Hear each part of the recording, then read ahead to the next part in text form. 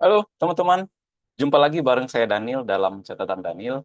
Dan dalam video kali ini kita bakal membahas tentang prospek data center di tahun-tahun berikutnya, yakni untuk jangka pendek di tahun 2005 ini diramalkan akan sangat cerah. Dan beberapa pilihan saham juga akan kita tampilkan terkait dengan saham yang berhubungan dengan prospek data center ini. Nah, seperti yang kita tahu bahwa data center ini menjadi salah satu yang paling dibutuhkan dalam pengembangan artificial intelligence. Nah, untuk itu Indonesia belum memproduksi semikonduktor. Tapi sektor data centernya ini bisa jadi booming jika penetrasi AI ini makin tinggi di Indonesia. Nah, apa aja sih pilihan sahamnya? Yuk kita bahas.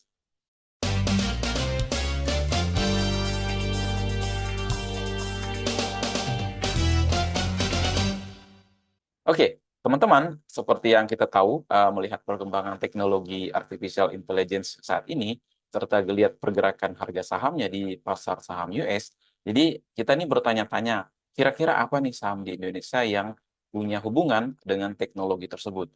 Dan salah satu pilihan sektor saham yang berhubungan dengan teknologi ini adalah data center. Lantas, apa nih saham yang bisa memberikan kita gambaran terkait dengan data center ini?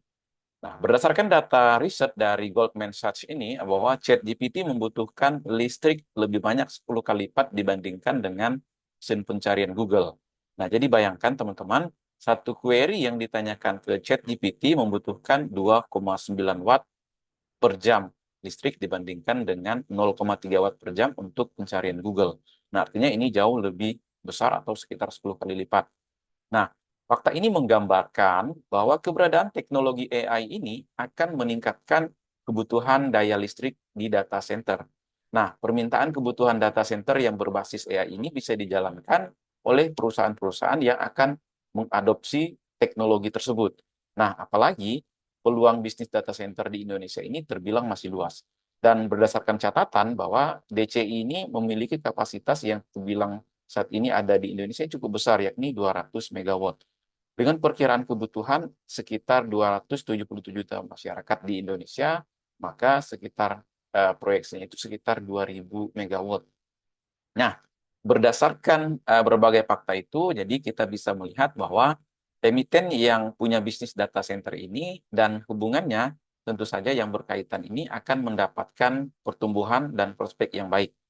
Nah, namun sebagai catatan teman-teman, karakter bisnis data center ini sifatnya recurring income dan jadi pertumbuhan akan terasa pada saat emiten ini mulai ekspansi pembangunan data center baru.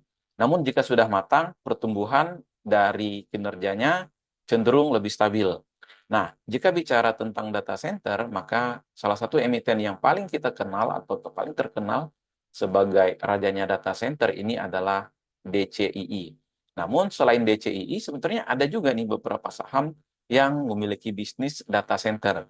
Meskipun memang bukan dari bisnis utamanya, tetapi kita bisa katakan bahwa hal ini menjadikan mereka sebagai supplier listrik premium yang mendukung kawasan industri untuk pemberi daya kepada data center.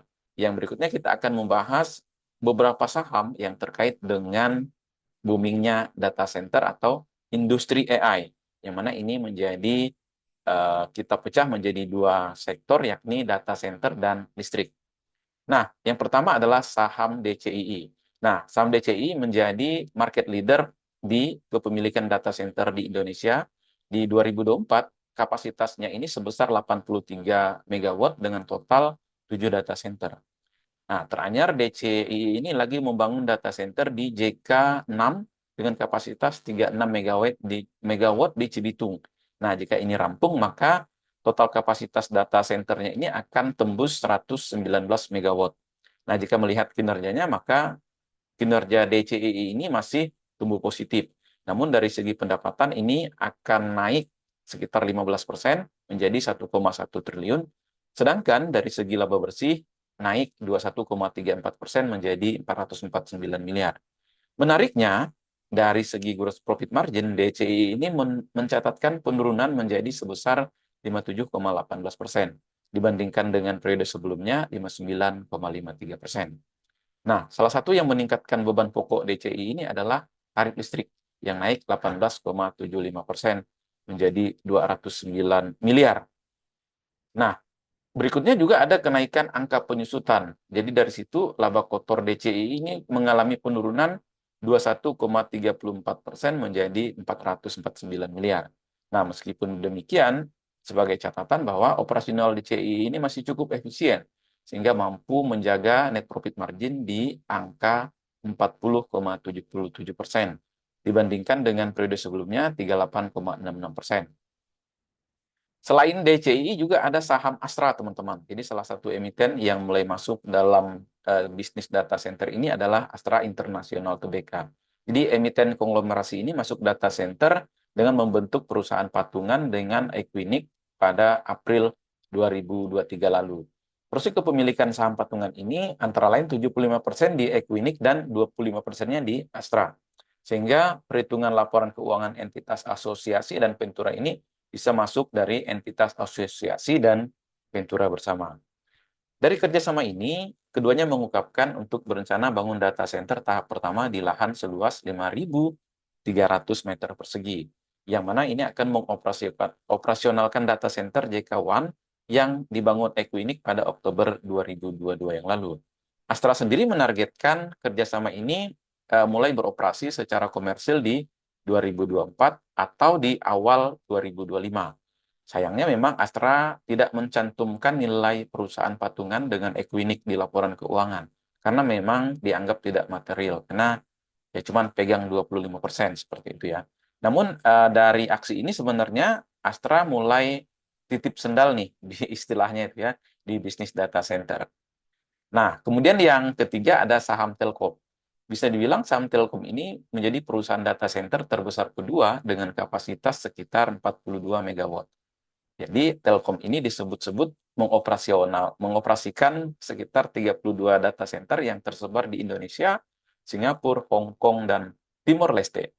Nah, untuk fokus ke bisnis data center, memang Telkom melakukan restrukturisasi bisnis dengan menjual seluruh bisnis data center di Telekomunikasi Indonesia (PTI Ltd) atau dalam hal ini Tesin SJ kepada Neutra di Singapura. Sebagai catatan, Neutra di Singapura ini juga merupakan cucu dari usaha Telkom melalui PT Telkom Data Ecosystem. Nah, Telkom pun sebenarnya punya target membangun data center dengan kapasitas 500 megawatt hingga 2030. Nah, dalam jangka pendek, Telkom juga menambah kapasitas hyperscale ini data center di Cikarang sebesar 18 megawatt yang ditargetkan selesai 2024 ini.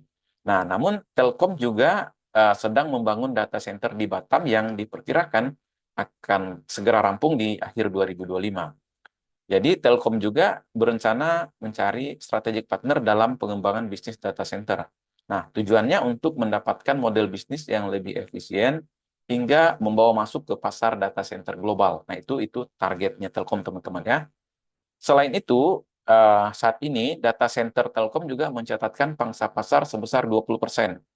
Sepanjang paruh waktu 2024 ini, Telkom mencatatkan kenaikan pendapatan dari data center dan cloud ini sebesar 22,9% menjadi 1 triliun. Jadi ya beda tipis lah dengan data center tadi DCI tadi, ya. Kemudian saham berikutnya ini terkait dengan data center adalah saham EDG. Jadi saham EDG ini memiliki kapasitas sekitar 29 megawatt dan saat ini dia menjadi pemain ketiga terbesar di bawah DCI dan Telkom. Namun EDG ini belum memberikan sinyal bakal melakukan ekspansi penambahan data center dalam jangka pendek. Dari sisi kinerja keuangan, EDG ini mencatatkan kenaikan pendapatan sebesar 10,21%. Nah, jadi menjadi 769 miliar. Namun, dari segi laba bersih sebenarnya mengalami penurunan 1,54% menjadi 175 miliar.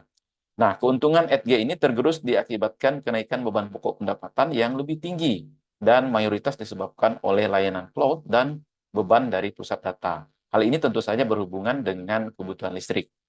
Ditambah lagi biaya operasional EDG ini memang tidak lebih efisien sehingga laba jadi tergerus. Saham berikutnya yakni adalah saham Saratoga. Nah, saham Saratoga ini memiliki portofolio investasi di bisnis data center melalui PT Bersama Digital Data Center atau BDDC. Pada Juni 2024 ini, Perseroan baru saja meresmikan pusat data dengan kapasitas 5 MW, yakni JSTI 9 Jakarta Selatan. Jakarta Selatan. Nah, JSTI 1 ini adalah pusat data kedua milik BDDC, dan dalam 2 tahun terakhir setelah sebelumnya yang JBT pertama ini dibangun di Jakarta Barat atau Tangerang. Saat ini memang BDDC ini punya area data seluas 2.000 meter persegi. Targetnya mereka akan mengembangkan kapasitas data center hingga 20.000 meter persegi dengan 9.000 rak dan 62 megawatt. Nah, secara rinci sebenarnya BDDC ini akan menambah kapasitas 32 megawatt di JST dan 30 megawatt di JBT. Jadi, BDDC ini dikendalikan oleh Bersama Digital Infrastruktur Asia Ptd, yang mana ini perusahaan patungan dari Provident Capital, Saratoga, dan Macquarie Asset Management pada April 2022 lalu. Nah, pengendalinya ini yakni BDIA yang juga menjadi pengendali TBIG. Nah, itu teman-teman ya, kaitannya dengan bisnis Saratoga. Nah, berikutnya terkait dengan kebutuhan listrik. Nah, berbeda dengan 5 saham sebelumnya, yakni ada saham POWR. Nah, POWR kita sempat ulas juga, nanti teman-teman bisa lihat prospeknya di link berikut. Nah, berbeda dengan 5 saham sebelumnya, jadi POWR ini punya hubungan langsung dengan bisnis data center, di mana mereka ini sebenarnya punya hubungan langsung maupun tidak langsung. Nah, salah satu biaya terbesar data center inilah kebutuhan listrik, dan kabar baiknya POWR ini adalah penyedianya. Jadi salah satu plus satunya itu POWR membangun atau menyediakan listrik untuk DCII. Nah, Perseroan mencatatkan pendapatan di kuartal 3 dari DCII itu sekitar 209 miliar. Nah, bagi DCII, biaya listrik dari POWR ini memakan biaya hingga 18% dari total pendapatan mereka. Nah, dengan posisi pembangkit listrik POWR yang strategis, yakni berada di area Jakarta, maka peluang untuk mendapatkan tambahan kapasitas listrik ini di bisnis data center ini terbilang cukup besar. Nah, hal ini bisa meningkatkan permintaan listrik dari PLN yang juga menyalurkan di area data tersebut. Nah, apalagi teman-teman seperti saham Demas ini juga mulai membangun data center dari Microsoft yang mana berpotensi meningkatkan permintaan listrik yang bisa diambil dari POWR. Berikutnya ada saham DSSA. Jadi DSSA ini sebenarnya bagian dari grup Sinarmas yang mana mereka juga sedang mengembangkan bisnis data center, dan keseriusan mereka dilakukan dengan cara menggandeng LG CNS Code Ltd dan membentuk perusahaan patungan bersama LG Sinarmas. Dan ini mereka akan menggarap bisnis data center. Kabarnya bahwa LG ini akan bikin data center di Kuningan dengan nilai investasi 4,6 miliar dan akan rampung sekitar tahun 2026. Dan terbaru di Agustus 2024 lalu, teman-teman, mereka sudah mengakuisisi atau baru saja mengakuisisi PT Teknovatus Solusi Sejahtera dengan nilai 26,5 miliar. Sebelumnya perusahaan ini memang yang diakuisisi ini disebutkan menjalankan bisnis data center dan cloud computing yang mana ini menggunakan brand Hive Cloud. Nah, teman-teman, berikutnya ada saham Indosat dan Excel. Nah, terakhir dua saham ini yang terkait dengan bisnis data center adalah kedua saham ini yang meskipun mereka di sektor telekomunikasi, teman-teman ya, operator seluler, yang mana ini akan mengurangi kepemilikan di bisnis tersebut. Jadi, Indosat ini mengalihkan dua aset pusat datanya kepada perusahaan patungan PT Star One mitra telekomunikasi sejak 2023. Jadi di sana Indosat hanya punya porsi 25%, sedangkan sisanya ini oleh BDX Asia Data Center. Dan Excel juga sempat memiliki bisnis data center, tetapi memang Perseroan telah melepas mayoritas bisnis kepada PT Princeton Digital Group Data Center, mana mereka ini lagi membangun data center di kawasan Demas ini tadi, teman-teman. Sampai kuartal 3 2024, kepemilikan Excel ini di Princeton ini terus menyusut menjadi 10,7%. Padahal sebelumnya sebenarnya kepemilikannya ini sekitar 14,82%. Sedangkan 2021 menjadi sekitar 30%. Nah, artinya bisa dibilang ya pemain kecil lah ya, ISAT dengan Excel ini. Oke, Sekarang kita mau coba simpulkan teman-teman. Jadi berdasarkan uraian yang kita yang sampaikan di atas, maka kita bisa berpandangan bahwa emiten yang punya kaitan dengan industri data center ini terkait dengan data center ya teman-teman. Yang pertama itu ada Telkom, kemudian Data Center DCII, kemudian ada FG dan Saratoga. Sementara untuk Astra ini sendiri ya bisa jadi pertimbangan apabila mereka meningkatkan kepemilikan di perusahaan patungan data center atau bisa jadi bikin sendiri. Sementara untuk DSSA ini bisa jadi diperhitungkan jika realisasi pembangunan data centernya ini sesuai dengan rencana. Nah, demikian teman-teman yang bisa kita sampaikan terkait dengan, oh ya, sorry tertinggal sedikit. Nah, terkait dengan data center tentu saja kita tidak bisa melupakan saham POWR, yang mana mereka menjadi salah satu bisnis pendukung menjamurnya bisnis data center di area Jakarta dan sekitarnya. Sementara untuk Indosat dan Excel ini teman-teman, ini belum mendapatkan efek yang besar secara langsung. Karena mereka baru dalam tahap pengembangan. Jadi porsi kepemilikannya saat ini juga sudah menciut. Nah, yang perlu kita pantau adalah 6 saham teman-teman terkait dengan data center. Terkait dengan valuasi tentu saja nanti kita akan bahas dan kita cantumkan sedikit terkait dengan bisnis data center itu sendiri.